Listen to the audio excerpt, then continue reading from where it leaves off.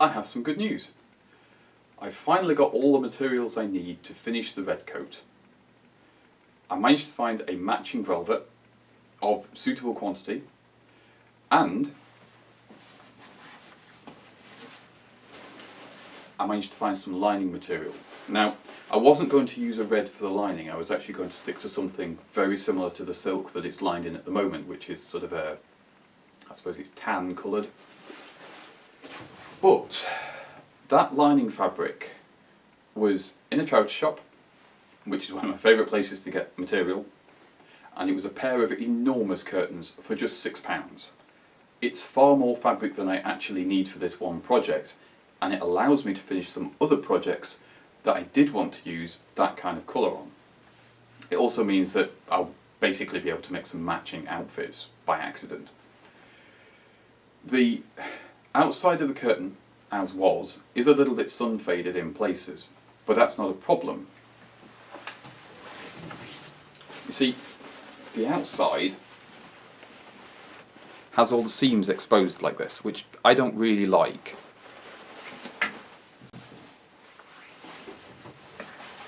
So I'm using the reverse of the curtains, which isn't sun faded and looks more like a quilted silk or quilted satin. Now this isn't an expensive fabric, this is just a synthetic modern, I think it's a polyester. But for what I'm using it for, that's perfectly fine. I want to make a quick note about that, but first let's show you the red coat so you can see how it looks now. It's a little tricky to get the whole thing in shot, and you're seeing the messy side of the room here where my computer is. Right then, so this bottom section here, that's the old velvet that I was trying to match. I didn't want to just build the whole thing out of completely new to me velvet. I actually wanted to match what I'd got to make the best use of the materials. It took a while, but I did finally find a velvet that's a close enough match for this top half. And as you can see, it doesn't really jump out as being particularly different. They are different fabrics. The weave on this one, which is the old fabric, is a lot finer than this one, which is just a little bit coarser. But the match is so close, and the feel of the fabrics is so close that I don't mind. That now means I can finish this, which I'm very happy about. Let's talk about fabric choices. I use a mix of recycled and new fabrics. I also use a mix of natural and synthetic fabrics. I have to balance my budget with the ethical considerations. What I don't like, and I see this more from American creators than any others, is this gatekeeping attitude of you must use natural fibres. I don't think that's true. And I don't think that's fair. If you're first starting out on your costuming journey, whether that's making ordinary everyday clothes or historical clothes or somewhere in between, you don't want to be spending your money on top-end fabric. You've got to learn somewhere. I would recommend that the best fabric to start with is second-hand. Is whatever you can pick up in charity shops. Now, one caveat here. If you are buying plus-size clothing because there's more fabric in it so you can cut it down to fit your not plus-size body, please don't. I'm not plus-size myself, but I do know other plus-size thrifters and creators have difficulty finding clothes in their size. There isn't a huge supply out there. So when you're making your own clothes from second-hand garments, try and pick things that are fairly close to your actual size rather than taking away from a limited supply. Doesn't mean you can't ever do it. Sometimes, there's something that's too good to pass up, but, try not to be too greedy. When you're first starting out, there is no point going straight in with your expensive fabrics, with your silks and cotton velvets and that sort of business. You're going to make a lot of mistakes when you start. And there's no point spending huge sums of money on very expensive fabric that you might not be successful with. Learn on the cheap stuff. Curtains and bed sheets are the best thing to start with. They're very forgiving, they're very cheap, and even if you mess up, you can use them afterwards for cleaning rags and all sorts. So do that.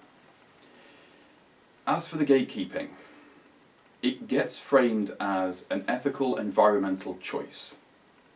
I will not disagree that plastics in fabrics are a problem.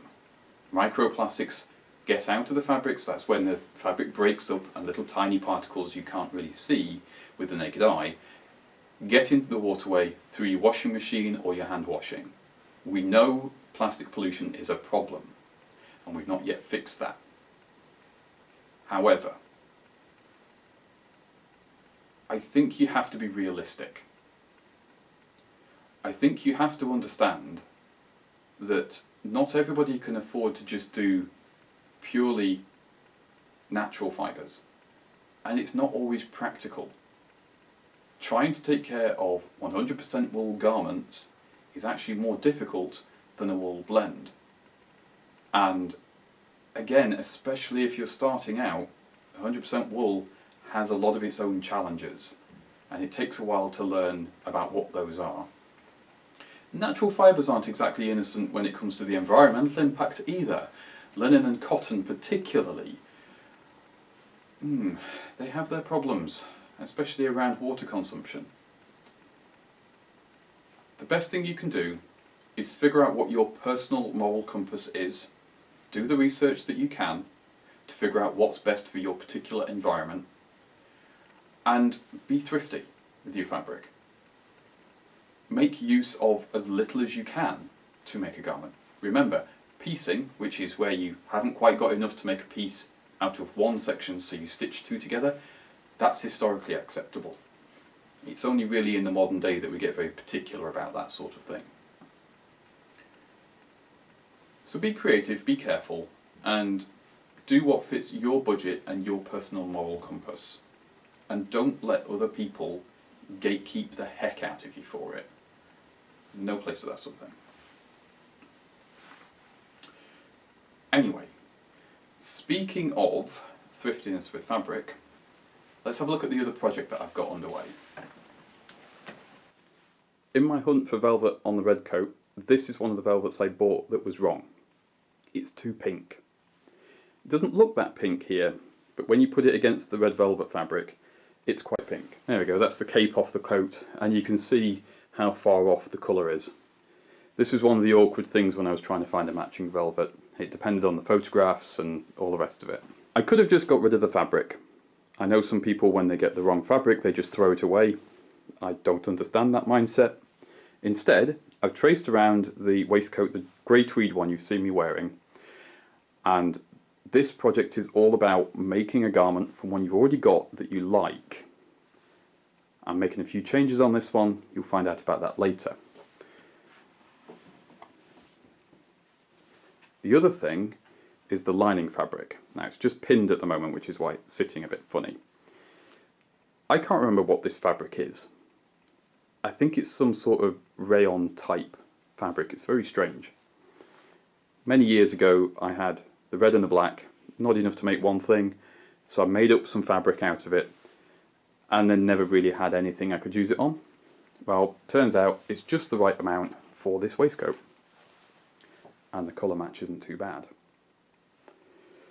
So that's a project coming up. And we'll go into pattern drafting, how to make a pattern from an existing garment that you like, and how to change that up to suit you. I'm having to film this side of the room again. The sun's coming through at a funny angle. The camera doesn't like it, so excuse the mess. This is the waistcoat I mentioned earlier that I've done the pattern from. You can't see the waistcoat I'm pointing at. And the biggest reason I want to redo this, I want to put a new lining on this, because this one, you can see it's sort of wrinkled up at the back. I've pressed it numerous times, but it seems to have remembered that, and I can't seem to get it to stay out. the adjustment strap on the back is also damaged and needs replacing. So I'd rather just put a new lining on it. Now, I like tweed. It's one of my favourite fabrics. And I spotted this in your local charity shop. It's a nice wool tweed blazer from Marks and Spencer's. Not sure how old it is. I don't think it's massively old. It says it's my size. It's quite a nice colour. And I was in a rush, so I didn't try it on. And that was a bit of a mistake. It is too big. It says it's a 40-inch chest. It's actually a 42. So it's like the next size up from what I am. Not the end of the world. You can, when you've got a jacket like this, it's just a bit too big, you can do things like recut the arm and set it in so it's a little bit narrower and it pulls the sleeve up. That would correct the sleeve.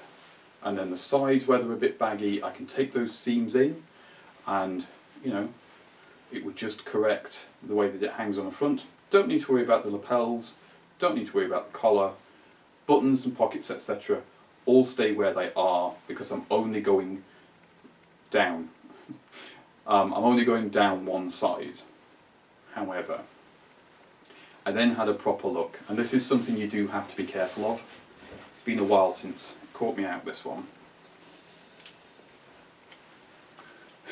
It has moth damage.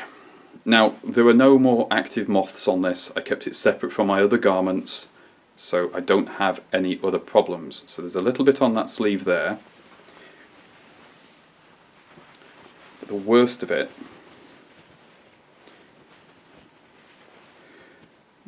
is on this sleeve. And you can see there's quite a bad hole there. Now, when it comes to moth damage like that, you can repair it. There's numerous ways you can actually put little patches in to fill the holes in. Given that I need to adjust the size of this anyway, and given where the holes are, it's always going to be a bit on the visible side. The fabric itself is very nice, so I don't want to get rid of the jacket. I don't want to throw it away. So what I'm going to do instead is, I like the pockets on it, they're a good size. I'm going to turn this into a waistcoat. And it's not going to be that tricky. There's that much fabric in the front of this that I should be able to lay the pattern on top and then cut away what I don't need. The good wool that's left over can then go in the wool stash, and that can be used to decorate other items or even make small items. So this will get used.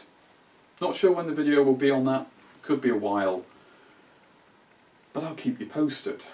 I think this one will be a fun one to actually work on.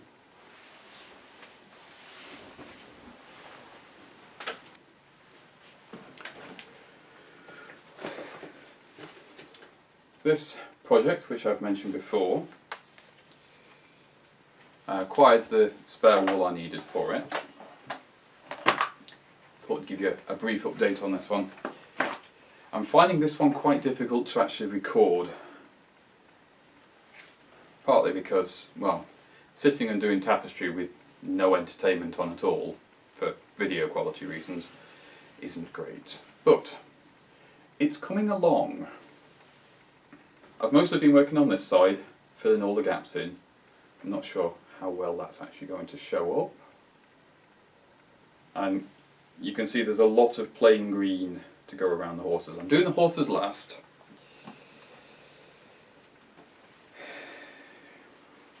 I wish it was a bit more interesting to watch, that one, but those of you who saw the Scarlet Trousers video recently will have seen a sort of long furry gilet thing that I was wearing. I don't know exactly what to call it. Now originally that was a fur coat, and it's imitation fur. I think it's supposed to be mink or possibly sable, I'm not sure. Something along those lines. It's a very nice quality fur for an imitation, but very difficult to match. Now, this takes me full circle to what I was saying earlier about plus size garments and about the limited supply. I've had that fur coat for at least 8 years, and during the course of that time I have tried to find a new owner for it who is the size of the coat. It was labelled as a size 20. The trouble is, whenever I found somebody that it fitted, they tended to be a size 16, not a size 20, and the sleeves were always too short. I never found anybody where the sleeves were long enough. And it wasn't like it was a nice too short. It was like the sleeves stopped here. So it wasn't short enough to be like a super stylish 60s sort of thing. And it wasn't long enough that it just showed off a fancy cuff. It was in that awkward spot in between. So I could never rehome it. And I never wanted to chop it up, but I could also never really wear it. And I don't like having clothes I can't really wear. So I removed the sleeves. I now have a garment I can wear. I'm going to put a new lining in it because the lining isn't fantastic. And I'm going to put some fresh buttons on it probably. Even though I don't button it up, it's nice to just have them visually. That meant I have the sleeves. There's not a lot of fabric in these sleeves, and they're a funny shape. But I have a big pile of black broadcloth, which is 100% wool, and I bought it with a view to making a coat. And I wasn't sure what coat I was going to make until I had these sleeves. So I'm in the process of putting together a more conservative version of the red coat, because some days I do want to be a little bit toned down. We all have those days. So it will be in black wool with this trim for the lapel and the collar, so that'll be nice and warm. And then that red fabric I showed you earlier, that will be the lining material on it. So the black coat, as I'll call it for the sake of convenience, is going to be using the same pattern as the red coat. The difference will be that it'll be a more toned down design, more conservative. I'll use this fur as a trim for the collar and the lapels, but they won't be as big. And the lining of it will be some of that dark red quilted fabric I showed you earlier. It should make for something that is in my personal style, while also not being too in your face. Some days I don't want to be too loud in what I wear. I want to be a little bit inconspicuous, but I don't want to sacrifice clothes that actually fit me and look nice to blend in. No jeans and t-shirts here. In other news, I've ordered some new patterns from the Laughing Moon Mercantile. They used to provide paper patterns, which I did quite like, but they seem to have switched to fully digital now. The advantage there is it's cheaper to order the pattern. The disadvantage is I'm going to have to print off a pattern and piece it all together. However, I'm going to take that as an opportunity to show you how to do that. One of the things that a lot of people complain about with these downloadable patterns is how difficult it is to piece all the sections together and how much of a faff it is. So I'll take you through that process when I get to that point. The pattern I've ordered is a Victorian frock coat, and I think it's 2 or 3 waistcoats. That should make up very nicely. It's my sort of style. The other thing is the sizes on their pattern is very, very close to my actual size. So when I've used their stuff before, I've had to do very little modification to make it fit me. It's the closest I get to a pattern that fits me straight out of the packet. I could probably get away with not making any modifications at all, but it's always better to adjust things to fit properly if you can. That's coming up in the future anyway. There is one issue I'm having with the sewing side of things. I tend to find a pattern I like and then make a lot of it. And I know that doesn't make for the best viewing. I know people like variety. If there are men's sewing patterns that you have used or can link me to, please do share them. I would like to broaden my sewing horizons when it comes to menswear. There's just not a lot of supply out there for the sort of thing I like. Now, for a rough idea of the sort of things I like, if it's more modern clothing, you're looking at formal wear. Unfortunately, some of it slides into bridal wear, which is quite often borderline fancy dress. So I'm more in the field of, I suppose, history bounding would be the current term for it. I like stuff that's tailored. I like things that are structured, but I also like things that are comfortable. And that limits my choices quite a bit. I don't like tight-fitting clothing. But I also don't like clothing that hangs off me like a sack. So it's a tricky balancing act, that one. I'm sure you'll find some things. Now, I've not had much luck with Etsy. I find it a very difficult site to browse, and I don't find it the most confidence-inspiring place to shop. I've had some luck with eBay, but generally speaking, when I've bought patterns, it's been from Laughing Moon Mercantile and another company I can't remember the name of. I'll pop it up on the screen in editing. Yeah. I think that's everything.